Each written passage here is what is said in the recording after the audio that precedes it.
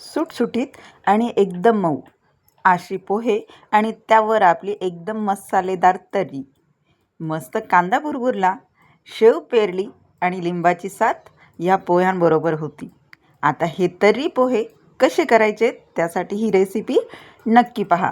कढाईमध्ये घेतलंय तेल, तेलात टाकलंय थोडंसं जिरं, थोडीशी राई, बारीक कापून घेतलेल्या हिरव्या मिरच्या आणि याच्यामध्ये टाकायचं आपल्याला शेंगदाणे टाकून झाल्यानंतर टाकायची कढीपत्ता आणि बारीक चिरून घेतलेला कांदा. व्यवस्थित परतून घ्यायचा आहे. हा आपल्याला खूप ब्राऊन करायचा नाही आहे, कांदा खूप असा काळा होईपर्यंत परतवायचा नाही आहे.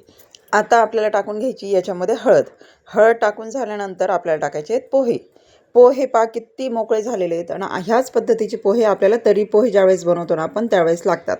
त्याच्यामुळे पोहे भिजवणं किंवा त्यांना थोडंसं रेस्ट देणं, साईडला ठेवून देणं हे आता तुम्हाला जमत असेल हे मला तरी वाटतं. की बाबा असे मोकळे पोहे होण्यासाठी काय करावं लागतं ही ट्रिक प्रत्येक गृहिणीला माहिती असेल नाही का. आता हे पोहे व्यवस्थित असे परतवून झालेले, जळले नाही पाहिजेत पोहे आणि पोहे जळू नये यासाठी ना पोहे नेहमी कढाईतच करावे. कोणत्या कढाईत तर लोखंडी कढाईमध्ये. आता याच्यामध्ये टाकून घेतलं आहे मीठ टाकून घेतल्यानंतर व्यवस्थित मिक्स करायचं आहे आणि म्हणजे जवळजवळ 3 ते 4 मिनटं हे आपल्याला पुन्हा परतवून घ्यायचे आहेत. हे पोहे एकदम व्यवस्थित आपल्याला आहे ना वाफवून घ्यायचे आहेत जसे. आणि झाकण ठेवायचं नाही ह्या पोह्यांवर. झाकण न ठेवता आपण हे पोहे व्यवस्थित बनवू शकतो. आता ज्या वेळेला आपण टमाटर वगैरे टाकून पोहे बनवतो त्यावेळेस मी थोडेसे वाफवून घेते, पण तरी पोहे बनवताना हे पोहे तसे वाफवायची काही गरज पडली नाही, कारण हे पोहे असेच बिना वाफवता पण खूप छान लागतात. एकदा तुम्ही बिना वाफवता किंवा बिना झाकण ठेवता हे पोहे करून पहा आणि तर्रीबरोबर खाऊन पहा. हे पोहे इथे व्यवस्थित असे तयार झालेले आहेत. आता याच्यामध्ये आपण टाकणार आहेत हिरवीगार अशी कापून घेतलेली कोथिंबीर मस्त टाकून घ्यायची आहे. आणि पहा हे पोह्यांचा कलर किंवा पोहे किती मोकळे झालेले आहेत हे तुम्ही पाहू शकताय नाही का. आणि हे असे पोहे होण्यासाठी ना पोहे फक्त व्यवस्थित धुणं आणि त्याच्यामध्ये किती पाणी ठेवायचं आपल्याला किंवा कधी काढून टाकायचं आहे पूर्ण पाणी हे यायला पाहिजे. म्हणजे पोहे आहेत ना एकदम मोकळे, हमखास आणि 100% बनतात. त्याच्यामुळे पोहे भिजवणं किंवा त्याच्यामध्ये किती पाणी ठेवणं हे तेवढंच गरजेचं आणि तेवढंच महत्त्वाचं असतं.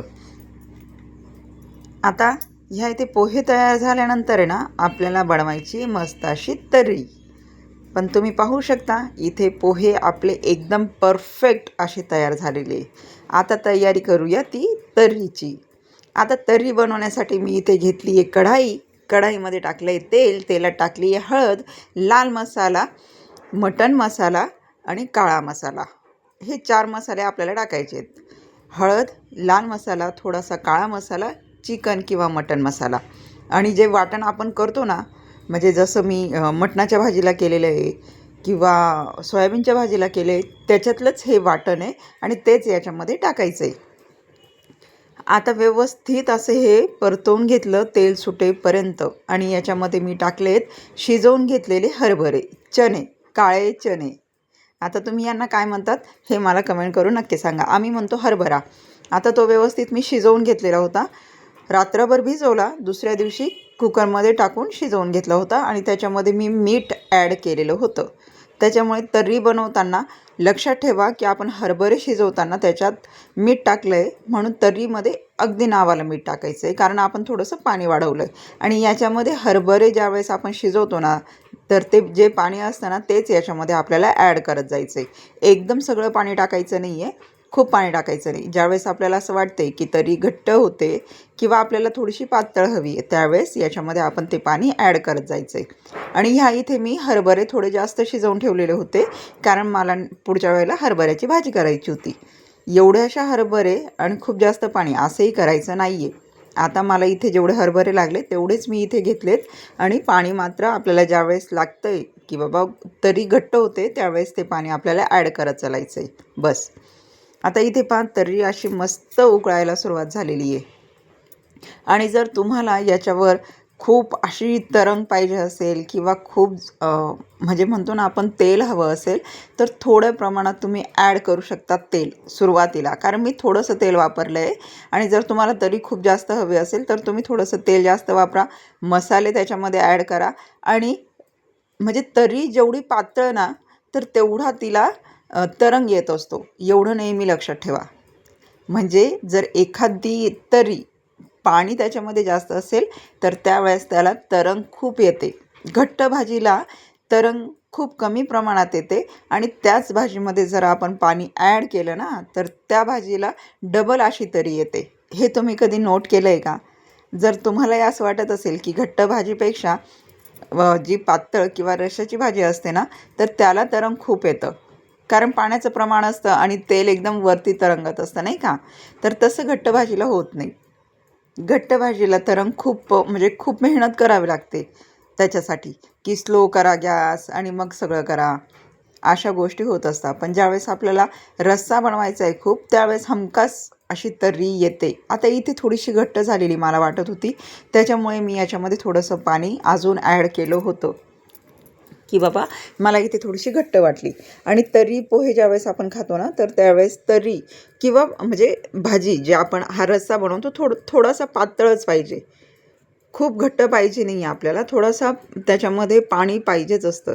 त्याच्यामुळे जर तुम्हाला असं वाटते ना की तुम्हाला ज्या प्रमाणात तर्री पाहिजे किंवा रस्सा पाहिजे तेवढं तुम्ही पाणी ॲड करू शकता. आणि जर म्हणजे खाणारे भरपूर असतील ना तर तर्री किंवा हा रस्सा खूप प्रमाणात लागतो. पण आज आम्ही फक्त 2च जण होतो, त्याच्यामुळे आम्हालाही हे तर्री पोहे पुरणार होते इतपत होतं. आणि याच्यामध्ये मी थोडंसं पाणी टाकून घेतलं होतं पहा, कारण ती खूप जरा घट्ट वाटत होती, त्याच्यामुळे मी इथे पाणी टाकून घेतलं आहे. ही तर्री इथे तयार झाली आहे. आता हे सर्व करताना सुद्धा आहे ना खूप साऱ्या पद्धती असतात. आता काही जण डायरेक्ट पोहे घेतात, पोह्यांमध्ये रस्सा टाकून डायरेक्ट तसंच खाणार, कांदा टाकणार, असं प्रत्येकाची सवय म्हणा किंवा प्रत्येकाची पद्धत वेगळी असते. आता मी इथे घेतलेत पोहे, पोह्यांवर टाकली आहे मस्त अशी तर्री. पहा किती भारी तरी झालेली आहे. आणि मोबाईल आपला वेगळा थोडासा असल्यामुळे ना तरी वगैरे व्यवस्थित काही दिसत नाही आहे, पण तरी मी तुम्हाला लाईट थोडीशी ऑफ करून दाखवायचा प्रयत्न केला आहे. तर कशी झाली आहे ही तरी हे सांगायला मात्र विसरू नका. आणि मस्त असा कांदा टाकला आणि याच्याबरोबर टाकलं आहे थोडीशी शेव आणि सोबतीला आहे लिंबाची फोड. आणि जसं की मी तुम्हाला सांगितलं, ह्या पोह्यांमध्ये टमाटर टाकायची अजिबात गरज येत नाही. का? तर ते तुम्ही ज्यावेळेस मी रस्सा बनवत होती त्यावेळेस तुम्ही पाहिलं असेल, याच्यामध्ये ना आपल्याला टमाटर जे आहे ते 2 तुकड्यांमध्ये कापून ह्या तर्रीमध्ये आपल्याला वाफवून घ्यायचे असतात. म्हणजे याच्यामध्ये टमाटर आपल्याला टाकायचे आहेत, त्याच्यामुळे पोह्यांमध्ये टमाटर टाकायची काहीही गरज नसते. आणि एक गोष्ट, ह्या तर्रीमध्ये आपण जे टमाटर टाकतो ना तर त्याची टेस्ट तुम्ही करा. इतके भारी टमाटर लागतात ना ते, खूप भारी, म्हणून नक्की ट्राय करा.